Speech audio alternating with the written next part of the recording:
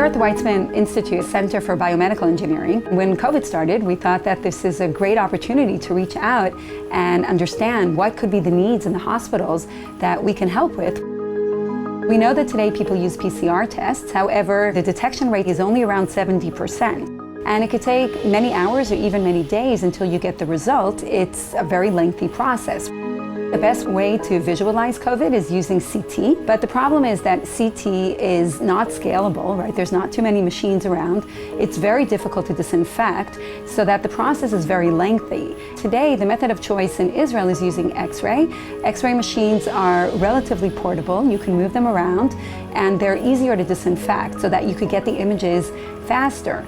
In X-ray and CT, we see what's known as ground glass opacities, so you really see like these white areas within the images. It's not always easy to determine what they're coming from. It's not only indicative of COVID-19, it could be a flu patient or other lung diseases, but then this is where the computer helps in the analysis in trying to determine whether it's COVID-19 or not.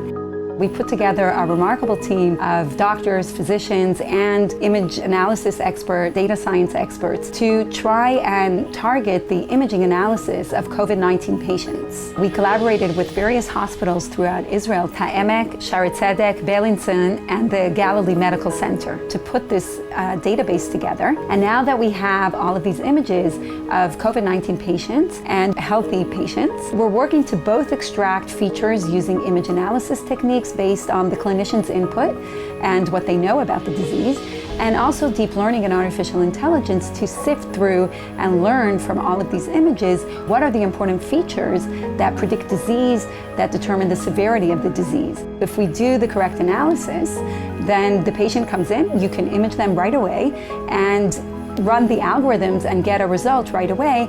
Today, with our methods, we're able to get around a 90% detection rate. Our goal, together with the clinicians, is as soon as we get satisfactory detection rate and that they are able to challenge our algorithm with the hard images and get good results, which we're doing in the upcoming days, is really to deploy this in the hospital setting. And later on, we hope to move to community settings. So one of the things that we're really excited about is particularly in the area of ultrasound. It is much quicker, much more portable, and it's very easy to disinfect. The difficulty with ultrasound is that it's much harder to see the lungs due to the air, and therefore the analysis is much more difficult. We believe that the research generated by COVID-19 will help ultrasound be more prevalent, and in particular using ultrasound for lung diseases more generally, not necessarily only for COVID-19.